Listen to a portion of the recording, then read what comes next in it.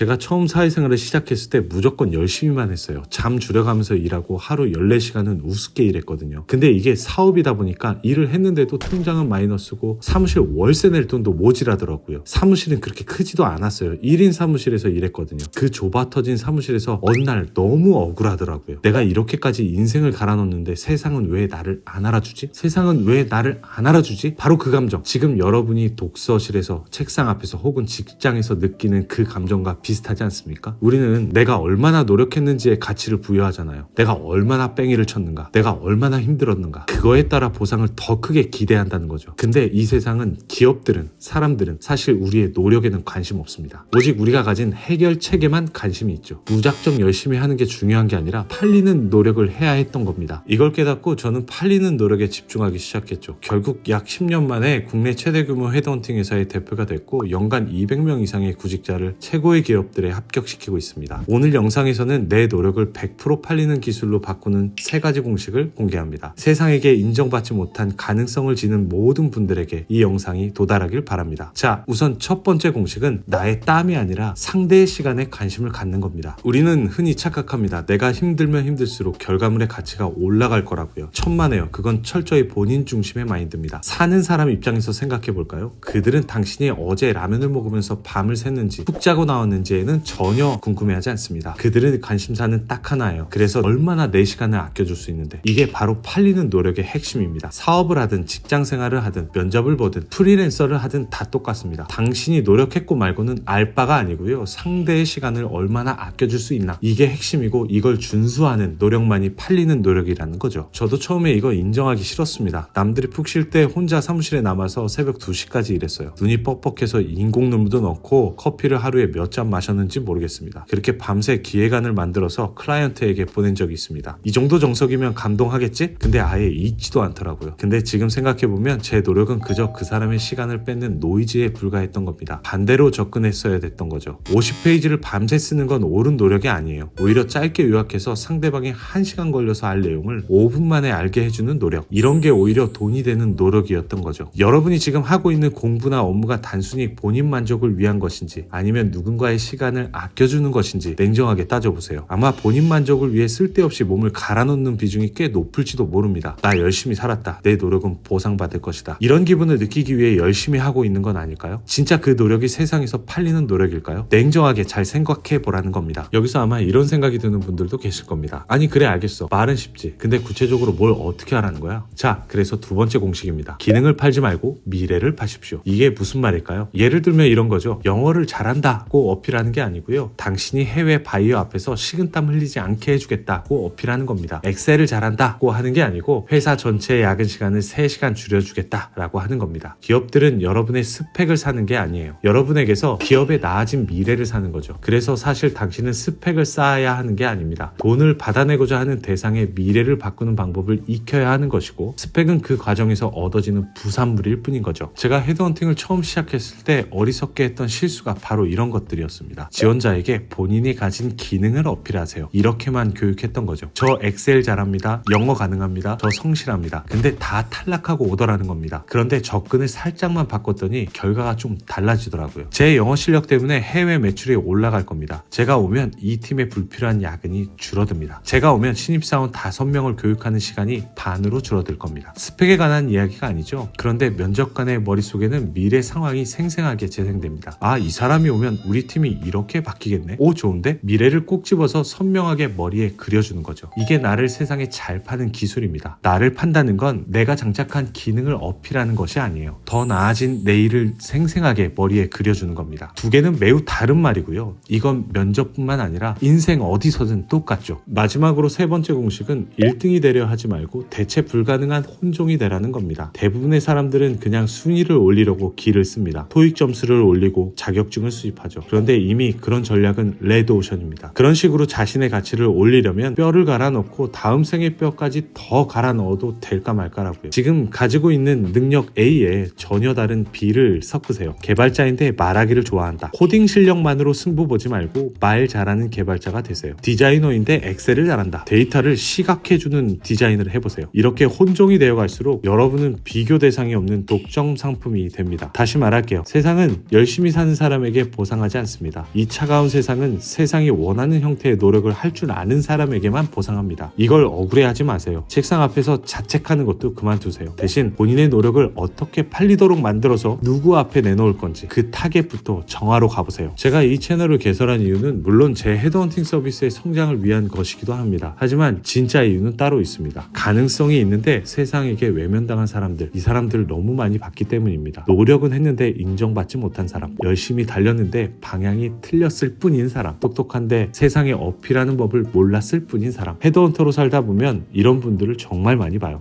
조금만 방향을 누가 잡아주면 잘 될 사람인데 이 사람의 잠재력은 어디까지일까? 저는 직업 특성상 어떤 사람에게서든 가능성을 봅니다. 이 사람의 가능성을 극한까지 끄집어내서 최고의 환경에서 일할 기회를 제공하는 게 제 직업이니까요. 이제 이걸 유튜브에서도 해보고 싶었습니다. 당신의 가능성은 어딜까지일까요? 저는 그게 매우 궁금합니다. 본인도 궁금하지 않으세요? 아직 세상에게서 받아야 할 보상을 다 받지 못한 느낌, 그런 느낌이 든다고요? 그러니까요. 아직 되지 못했으니까 될 상태인 거겠죠? 우린 그걸 가능성이라고 부릅니다. 여러분의 한계까지 가능성을 시험하는 길에 제가 조그만 도움이 되고 싶습니다. 이 채널은 그런 목적을 가지고 탄생했습니다. 앞으로도 이 목적을 잊지 않고 좋은 내용을 가지고 오겠습니다. 제 목적에 공감하신다면 구독을 눌러주시면 됩니다. 오늘도 좋은 하루 되시기 바라겠고요. 시청해주셔서 감사합니다.